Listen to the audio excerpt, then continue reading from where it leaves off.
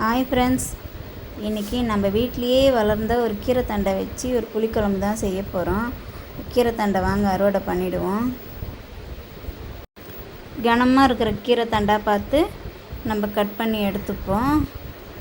இதுவரை 2-3 வாட்டி கீரைத்தண்டை நான் இதை எடுத்து குழம்பு வச்சுட்டேன். இது 3வது வாட்டி வைக்கிறேன். நான் கொஞ்சம் கனமாக இருக்கிறதா பார்த்து எடுத்துப்போம்.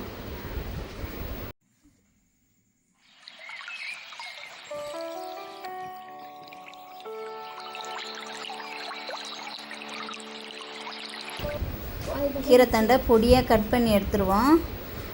இந்த சைஸுக்கு கட் பண்ணால் போதும்.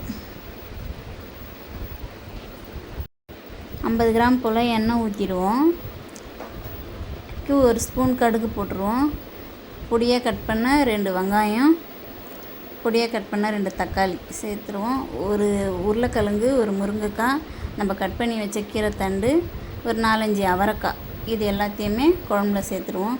இதை நல்லா வதக்கிடுவோம். வதக்கிட்டு ஒரு 2 டேபிள் ஸ்பூன் அளவுக்கு குழம்பு மிளகாத்தூள் போட்டுருவோம். போட்டு நல்லா எண்ணெயிலே வதக்கிட்டு குழம்புக்கு தேவையான அளவு தண்ணி சேர்த்து நல்லா கொதிக்க விட்டுருவோம். ஒரு மாங்காவை கட் பண்ணி போட்டுருவோம். ஒரு சின்ன சைஸு நெல்லிக்காய் சைஸ் புளி எடுத்து கரைச்சி ஊற்றிட்டு நல்லா பச்சை வாசனை போகிற வரைக்கும் கொதிக்க வச்சு இறக்கிடுவோம்.